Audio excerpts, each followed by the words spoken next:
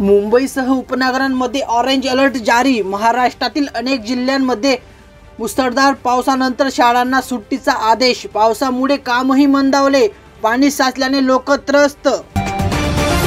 दिवा मुंब्रा अपघातानंतर रेल्वे सुरक्षा दलाने घेतला मोठा निर्णय। लोकल ट्रेनच्या दरवाजावर बॅग घेऊन उभे राहण्यावर बंदी। सुरक्षेला ध्यानात घेऊन गर्दीच्या वेळी पोलिसांचा बंदोबस्त आणखी वाढला। वसई विरार महानगरपालिका लवकरच 100 नवीन ई-बस चालवणार आहे। वाढत्या प्रवास आणि नवीन बसेंच्या मागणीनंतर महानगरपालिकेचा मोठा निर्णय। नवीन डेपो आणि चार्जिंग स्टेशन बांधण्यावर चर्चा सुरू झाली आहे। महाराष्ट्रात हिंदी भाषेचा अपमान झाल्याने मुंबईत राहणारे उत्तर भारतीय संतापले। म्हणाले, हिंदीला चिंदी समजू नका, शहराच्या विकासासाठी हिंदी भाषेचा सर्वात मोठे योगदान आहे। पावसामुळे बीकेसी मेट्रो स्टेशन पुन्हा ताडपत्रीने झाकले गेले। पावसाळ्यात गळती टाळण्यासाठी ताडपत्रीचा वापर केल्यानंतर MMRDA वर जोरदार टीका। कोटी रुपये खर्चून बांधल्यानंतरही परिस्थिती गंभीर। वसईतील नवघर येथील औद्योगिक वसाहतीतील सिलेंडरच्या स्फोटामुळे भीषण आग लागली। या घटनेत एक जण गंभीर जखमी झाला, पण 5 जणांना सुखरूप बाहेर काढण्यात आले।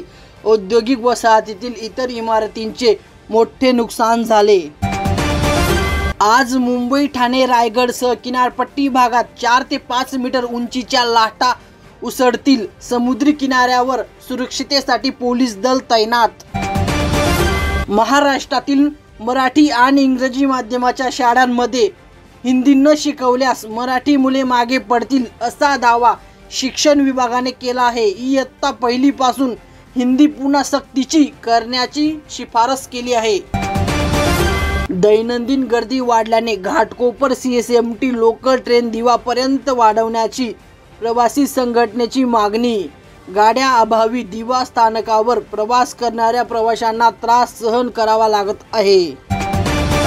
अंबरनाथमध्ये रिक्षा चालकांवर पोलिसांची मोठी कारवाई। रिक्षात 4था प्रवासी बसवणाऱ्या चालकावर फौजदारी गुन्हा दाखल होणार। विक्रोली उड्डाणपूल नुकताच सुरू झाल्याने लोकांच्या वाहतुकीपासून दिलासा मिळेल अशी आशा होती, परंतु परिस्थिती पूर्वीसारखीच आहे। उड्डाणपूलवरील वाहनांच्या लांबलचक रांगा लागल्या आहेत। नवी मुंबईतील तुर्भे येथील पावसाळ्यात डांबरीकरण करण्याचा व्हिडिओ व्हायरल। पावसाळ्यात बांधलेला रस्ता किती टिकाऊ आणि सुरक्षित असेल असा प्रश्न नागरिकांनी उपस्थित केला। सोशल मीडियावर लोकांचा संताप।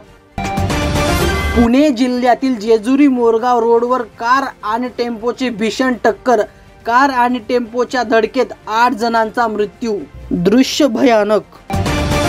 वैष्णवी हगवणे प्रकरणानंतर शिवसेना हुंडा पीडितांसाठी हेल्पलाईन नंबर जारी करणार। तक्रारदाराची ओळख गुप्त ठेवून त्वरित कारवाई सुरू केली जाईल।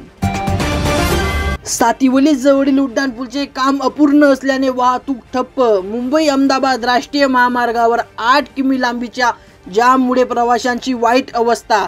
प्रशासनाच्या दुर्लक्षामुळे लोक त्रस्त, जाम सहन करावा लागत आहे।